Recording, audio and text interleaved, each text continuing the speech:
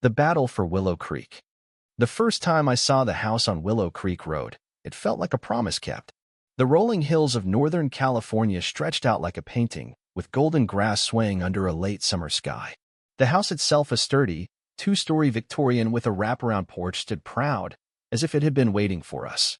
My wife, Ellen, squeezed my hand, her eyes bright with hope. Our son, Nate, barely 14, was already claiming the upstairs loft as his command center before we'd even unpacked a single box. That day, I thought we'd found our forever home. I had no idea it would become a battlefield. The house came from my late aunt, Margaret, who'd passed without children and left it to me, her only nephew. It sat on 3 acres of wild, open land, far from the manicured lawns of nearby subdivisions. Best of all, it was free from any homeowners association. I triple-checked the county records, had the title searched, and even called the assessor's office. This was our sanctuary, untouched by petty rules about fence heights or mailbox colors. Or so I thought. We started moving in on a crisp September morning. The air smelled of eucalyptus, and the sun warmed the gravel driveway as we hauled boxes from the rental truck. Ellen was organizing the kitchen, and Nate was exploring the overgrown backyard, probably plotting his next adventure. Everything felt perfect until a silver SUV screeched to a stop at the edge of our property. A woman stepped out, her tailored blazer and high heels absurdly out of place on the dusty road. Behind her, 2 men in khaki polos emblazoned with Pine Ridge Estates HOA followed like bodyguards. She marched toward me, her expression a mix of disdain and authority. "Excuse me," she said, her voice sharp enough to cut glass. "You can't move in without board approval. I'm Patricia Hensley, president of Pine Ridge Estates HOA. I wiped sweat from my brow and tried to keep my tone civil. "I'm David Harper. This is my property. It's not part of any HOA. I've got the deed, the zoning maps, everything." Patricia's lips thinned. "That's outdated information. Our jurisdiction expanded last year. This lot is under our oversight now. You're in violation." Her goons nodded like trained dogs. I almost laughed. "You can't just redraw property lines. That's not legal." She crossed her arms.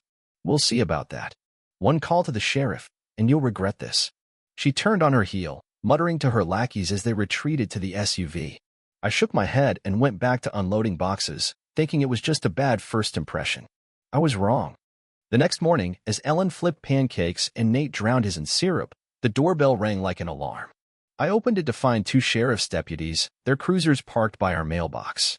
Patricia stood nearby, arms folded, her smugness practically glowing. "Mr. Harper," one deputy said, his tone tired, "we got a report of unauthorized occupancy." Patricia chimed in, loud enough for the neighbors to hear. "This family is trespassing. This property is under HOA control, and they've blocked access with their truck." I raised an eyebrow. "Access? This is my driveway." I handed the deputy a folder with every document I had. Deed, title, county zoning map. He skimmed it, nodded, and turned to Patricia. "Ma'am, this looks legit. Your HOA rules don't override county law." Patricia's face twitched, but she forced a smile. "I'm protecting our community standards." The deputy wasn't having it. "Make false reports again, and you'll have a problem." As she stormed off, I caught her muttering, "He won't last long." The deputies left, one advising me to keep records. That night, I couldn't shake the chill her words left behind. Things escalated fast. A few days later, I woke to find massive concrete barriers blocking our driveway, spray-painted with HOA access only. Ellen stared, stunned. "She's unhinged," she whispered. Nate, peering out, said, "This is war, Dad." I called a tow company, who hauled the barriers away after signing liability waivers. Then I found laminated signs zip-tied to our trees. HOA oversight zone. Violators fined. Pure nonsense, but Patricia's handiwork was clear. Worse, our mail vanished. Bills, Ellen's work documents, Nate's school forms gone. The post office admitted someone had rerouted our mail to the HOA office. I hadn't authorized it.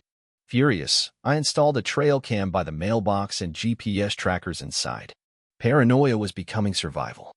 Nate became our secret weapon. One afternoon, Patricia berated a delivery driver at our gate, screaming that our address was invalid and packages had to go through her. Nate, hidden behind the porch, filmed it all on his phone. That night, he posted it to TikTok with the caption, "HOA tyrant blocks our mail." By morning, it had 1 million views. By evening, 3 million. News outlets called. Reddit threads exploded. Memes of Patricia as a dictator queen went viral. Hashtags like Free Willow Creek trended. Then came a break. Ethan, one of Patricia's HOA lackeys, met me behind a hardware store, looking like a fugitive. "She's out of control," he said, handing me a USB drive. Recordings, emails, forging documents. He revealed Patricia had coerced a county inspector, Harold Vance, to fake a zoning map expanding the HOA's reach. "She's got dirt on him," Ethan said. "I'm done with this." He vanished into the dusk, leaving me with a goldmine of evidence. The final straw came at dawn, when chainsaws roared in our yard. Workers in neon vests were tearing out Margaret's rose bushes and smashing our garden lights, claiming HOA renovation orders. Patricia arrived, smirking. "We're upgrading your property, David. Gray paint for the porch, artificial turf, standard fencing." I was livid. "This is my home.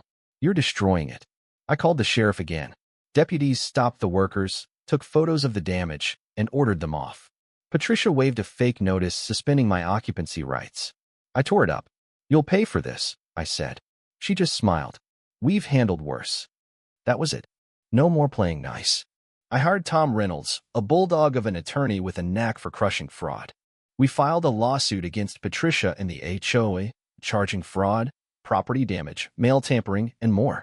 Ethan's USB was a treasure trove, emails where Patricia bragged about breaking me, and a recording of her saying, "If the law won't stop him, we'll bury him in citations."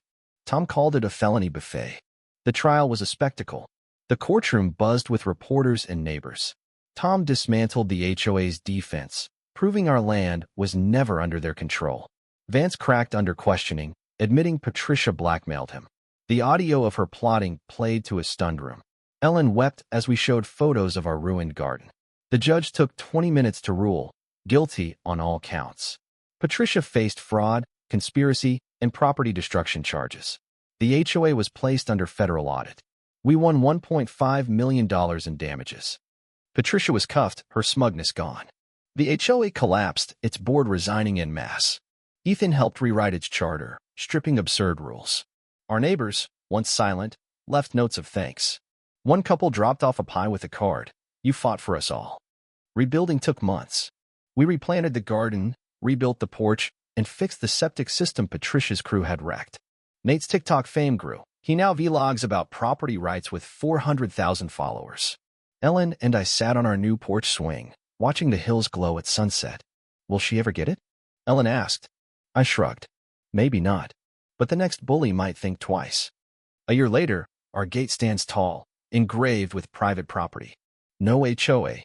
We hosted a barbecue, ribs, laughter, and neighbors who felt like family.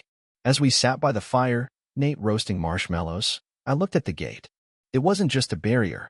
It was a reminder of what we'd won. What do you think? Have you faced injustice or abuse of power in your community?